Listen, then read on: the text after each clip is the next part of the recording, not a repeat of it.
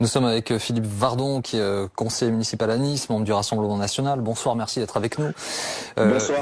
Ce que vous savez, au moment où on se parle, c'est Olivier Véran qui est venu vous le dire, vous aurez plus de vaccins AstraZeneca, plus de tests.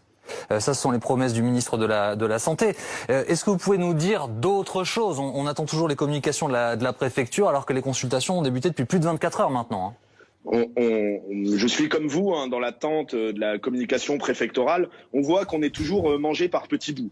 On avait Olivier Véran qui était là hier. Il aurait pu peut-être faire l'annonce lui-même. Là, on attend. Ça sera peut-être ce soir, peut-être demain matin, peut-être demain soir. Vous savez, c'est aussi ça qui plonge les Français et notamment les Niçois dans l'inquiétude, parce que cette incertitude, elle rajoute à l'inquiétude. On n'a pas de parole publique claire, que ce soit au niveau national ou au niveau local. D'ailleurs, quand je vois Christian Estrosi, il y a un an, Christian Estrosi, au début de cette grande crise sanitaire, c'était le meilleur avocat de Didier Raoult, c'était le roi de l'hydroxychloroquine. Aujourd'hui, c'est l'apôtre du confinement. Dans le même temps, il a voulu interdire, avec un échec patent, les locations saisonnières, mais c'était aussi lui, on s'en rappelle, cet été, qui avait organisé un concert géant. Il n'y a plus de parole public clair, les gens ne savent plus dans quelle direction on va, et on est là toujours à attendre de voir la punition qui va tomber. C'est pas très sérieux, encore une fois, ça rajoute de l'inquiétude avec cette incertitude.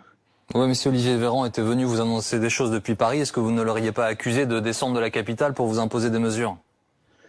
Non, mais vous savez, honnêtement, le petit safari hier d'Olivier Véran, on est habitué à Nice, depuis que Christian Estrosi a fait totalement allégeance à Emmanuel Macron. On a comme ça les touristes qui débarquent à chaque fois qu'il se passe quelque chose. Quand on a une fusillade, malheureusement ça arrive souvent, c'est Monsieur Darmanin. Quand on a une flambée Covid, c'est Monsieur Véran. Mais on aurait surtout aimé qu'hier, Christian Estrosi, parce que vous disiez tout à l'heure, Olivier Véran a rencontré tous les élus locaux, c'est malorement inexact. Beaucoup d'élus locaux, je pense au maire d'Antibes, je pense au maire pardon, de mais Cannes, moi je n'ai pas dit, Monsieur Vardon, je n'ai pas dit que Olivier Véran avait rencontré tous les élus locaux. Enfin ça, vous n'avez pas entendu dans ma bouche en tout cas. Je l'ai entendu à votre antenne il y a un instant. En réalité, c'était un tête-à-tête entre Christian Estrosi, le macroniste, et le ministre macroniste Olivier Véran, puisque les autres élus locaux du département sont fortement opposés à l'idée de ce reconfinement. Et ce qu'on aurait bien aimé hier, c'est surtout avoir des réponses sur les échecs successifs. L'échec de la stratégie vaccinale. On est aujourd'hui à 39 000 habitants dans notre département qui ont reçu la première dose.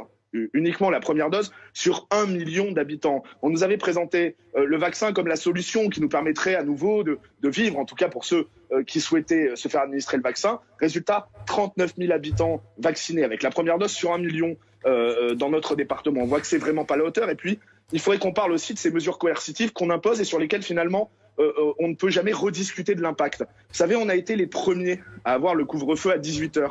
Christian Estrosi l'a imposé à l'ensemble du département, il l'a réclamé à grands cris et on l'a eu début janvier. Et on se retrouve maintenant avec une flambée exceptionnelle.